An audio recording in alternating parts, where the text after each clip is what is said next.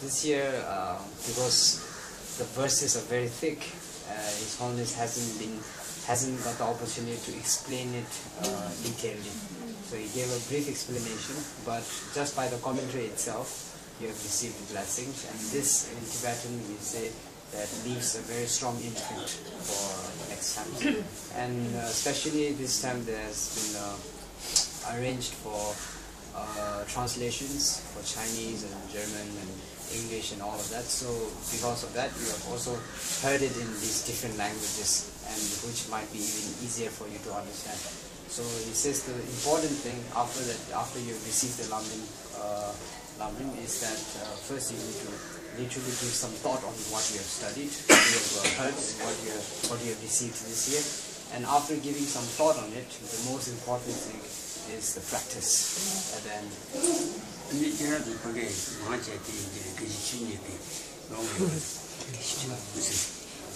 basic course. She's asking if anyone is doing the basic course. Yes.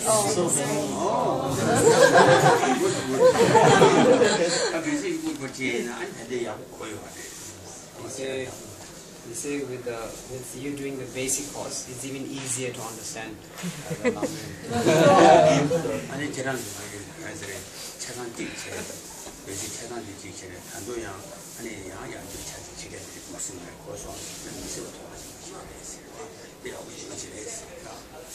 He also heard that there are people who have finished the basic course and again starting from the beginning. He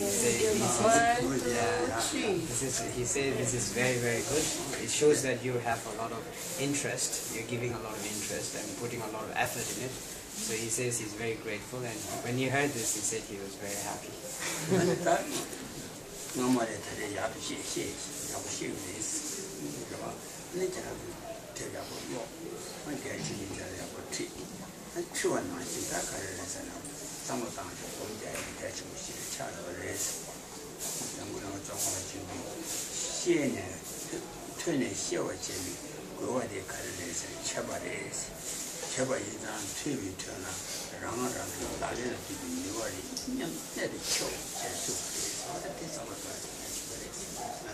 He says that that now that you have received the Lamrim teachings, he says that and because you are doing the basic course, he says generally we say that once you have studied it and if you're bringing it into practice, that's the important thing is to meditate in the Buddha practice.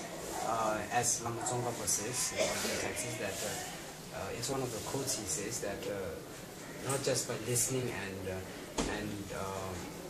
the second part of listening comes after the listening comes the meditation. Means you think about it, and basically by thinking about it, you bring it into practice. And without bringing it into practice, then it becomes, as His Holiness said today, it becomes a little bit.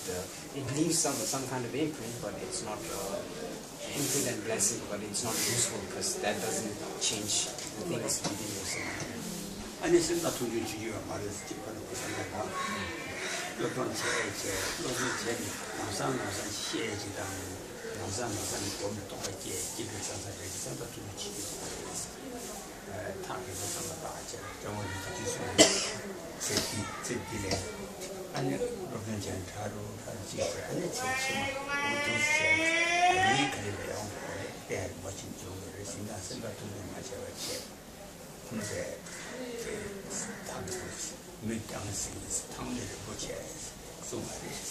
He says you should have the heart of a lion, which is able to look very far, not a very small-hearted person where you expect to know everything very fast and all this. Because in Tibetan, in the saying of Tibetan, we say that when you look once at the Lamrim, you understand a little bit.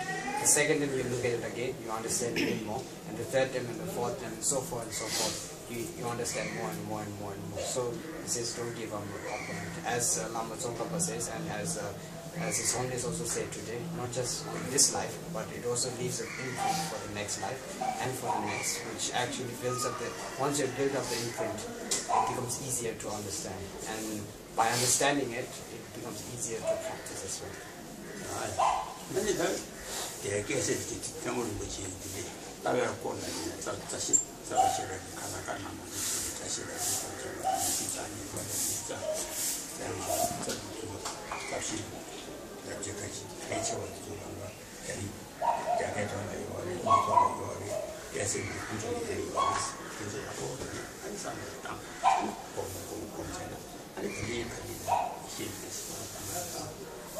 Like His Holiness explained today, the very important texts which are the roots of knowledge.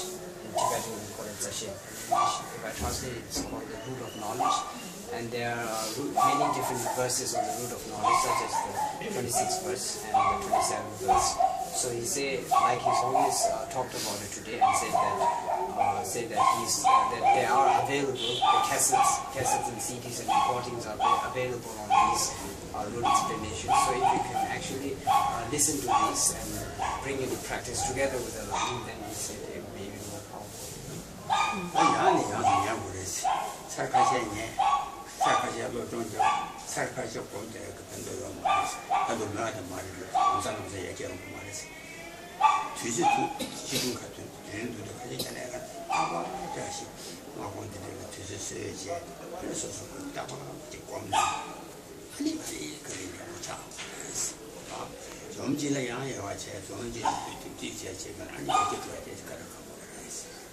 Saying the best results come when you don't force yourself into laziness, which means like you do one day and you don't do another day, or you do for a week and then you say forget it for the next week. If not like that, but if you literally develop it day by day by day by day, then it becomes even more stronger. No matter how long it is, you don't have to do it for a whole day or so. It can be a very short moment a day, but if you keep on doing it day by day, it also leaves a very strong habit which can actually help you with the practices and the meditations that you desire to do. And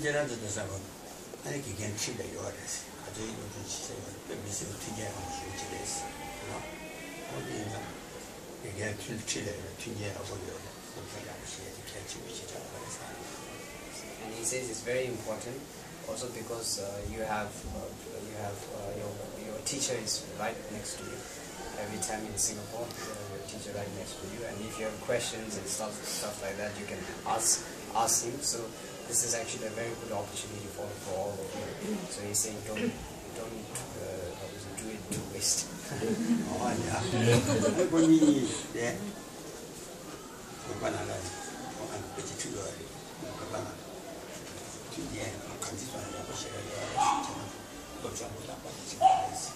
And even he said there's inside the nunnery there's teachers who actually teach you. So he's saying don't do this time to waste. Don't use the time to waste. He says do practice. Around 8 nuns. Yes.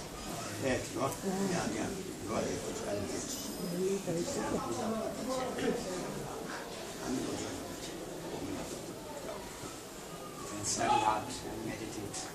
Don't leave your time to waste. Any questions? I have a question. I'll say it, but if it's too difficult for you to translate, then just tell me and we'll drop it. It might be too difficult to translate.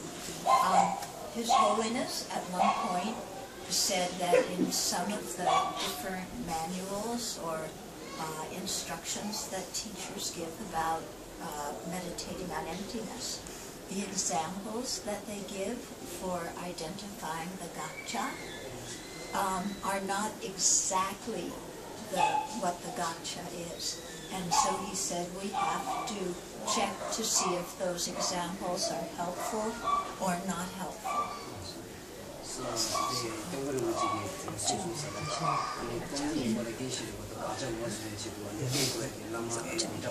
变小那个小孩子，俺那家长我说变成他们比较小，他们比较小一点，结果是he said to experiment if those examples are right or not. Well, the way it was said in English is we have to examine if those examples are helpful or not. And so my question was, what are some of those examples so that we can check to see if they're helpful or not?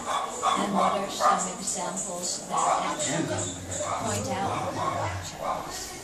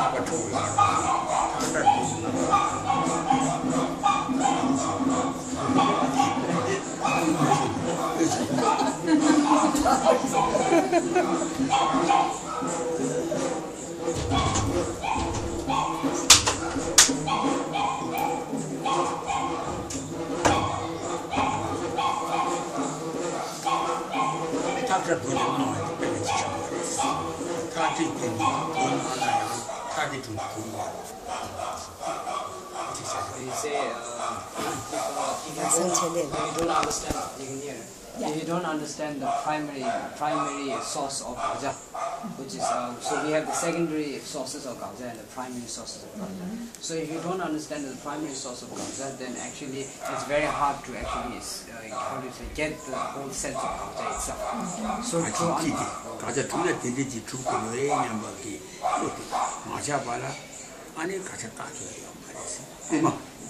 and to forbid the Gatcha itself, you need to understand the primary source of Gatcha. So if you don't have that understanding of visualization, the idea, right? The idea that says, oh, the Gatcha is something like this. If you don't have that idea, then it's very hard to understand the Gatcha itself, or to forbid the Gatcha from its own side. And one of the very many used examples, one of the examples that are very widely used is the example of the thread. Thread. Yeah. When at a very certain time when the sun is right and at the sort of time, so you can see some people mistake the thread or see this thread as a snake. A rope. Yeah. Anyway, so you mistake that as a rope, but the idea that you see is that from one side the Gatcha itself is that inside the rope itself the snake does not exist. So the unexistence of that should be understood by the primary source of understanding. Whereas if you don't understand it from that side, then the understanding of Gatcha and to forbidding the idea of the Gatcha is impossible.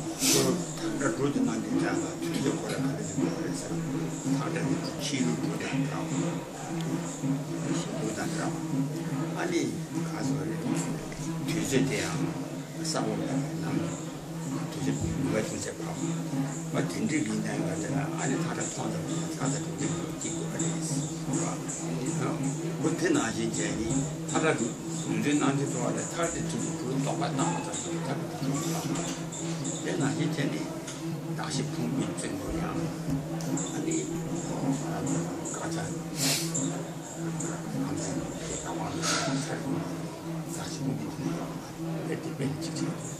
So the labeling of the mind on this rope thread, this labeling, the labeling of the mind on this rope at a certain time, like mid-dawn, and the rope has to be coiled up like a snake. So at that certain time, when the eye sees it and mistakes it for a snake, literally the mind names it or proclaims it as a snake. And the idea that the snake does not exist from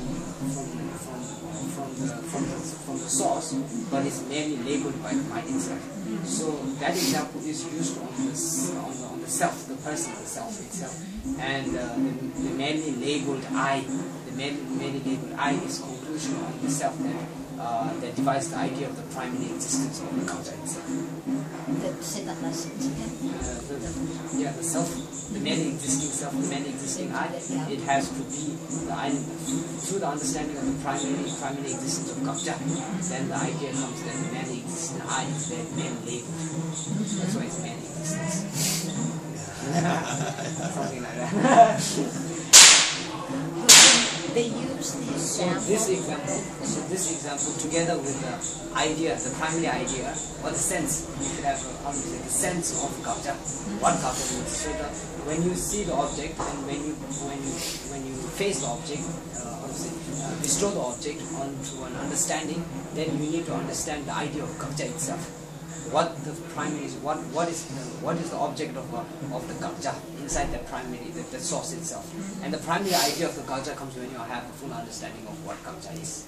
So together with this, then the example with this example and the idea of the primary understanding of Gatcha, then you can in the examples you can cut them down and try to see if they are good examples, wrong examples, or right examples. They often use the example of when you've been insulted unreasonably or accused of something you didn't do. They often use that as the example of the Gatcha.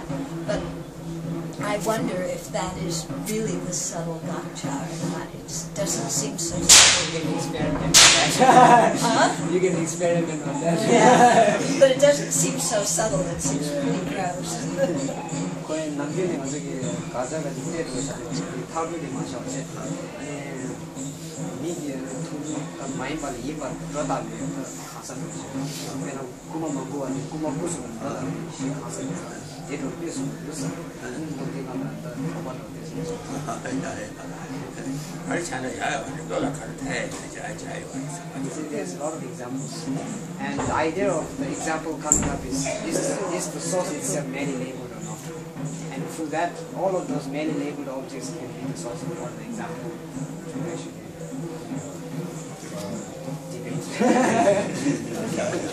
debate.